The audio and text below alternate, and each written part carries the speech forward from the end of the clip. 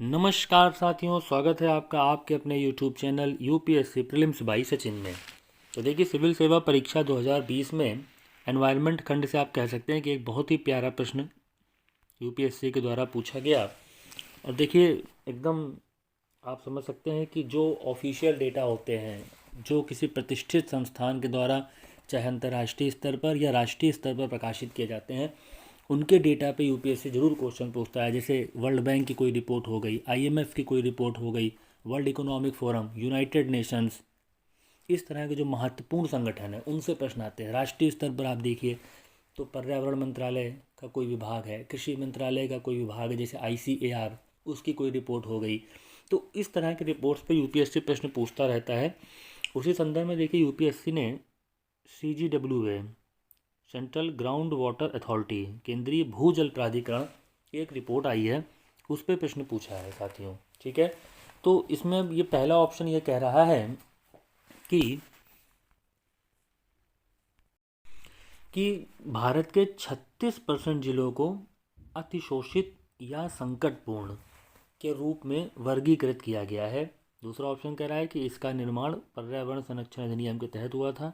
और तीसरा ऑप्शन कह रहा है कि भूजल सिंचाई में भारत सबसे अधिक है क्षेत्रफल की दृष्टि से। तो देखिए, जो पहला ऑप्शन है साथियों, वही गलत है।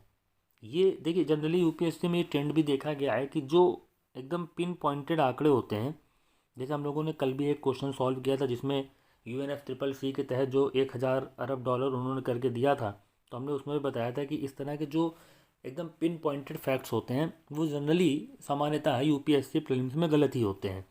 तो यहाँ भी वही चीज़ है, ये 36% नहीं है साथियों, ये वास्तव में 16% है। 16% है, तो ये गलत हो गया पहले ही। लेकिन खैर, हम इस पर थोड़ा सा और पढ़ लेते हैं। देखिए, इन्होंने क्या किया है, CGWA ने भारत को 4 भागों में बांटा था। अतिशोषित, दूसरा दूसरा आप कह सकते हैं कि संकटपूर्ण, तीसरा आप कह सकते हैं कम संकटपूर्ण, और चौथा आप कह सकते हैं सेफ, सुरक्षित।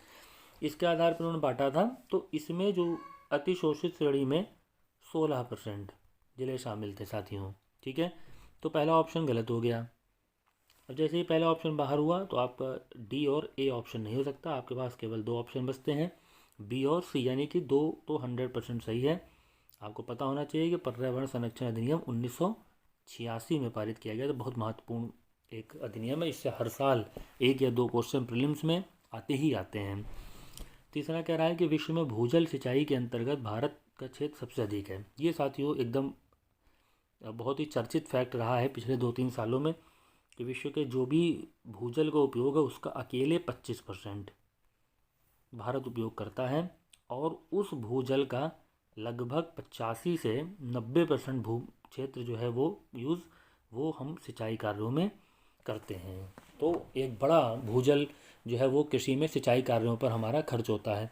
इसीलिए सरकार नए नए तरह के लाती है कि माइक्रो इरिगेशन करिए ताकि कम पानी खर्चा हो, मोटे अनाज की फसलें उगाई जाएँ ताकि पानी कम खर्चा हो। तो सरकार इस तरह की पहल करके इसको कम करने की कोशिश कर रही है।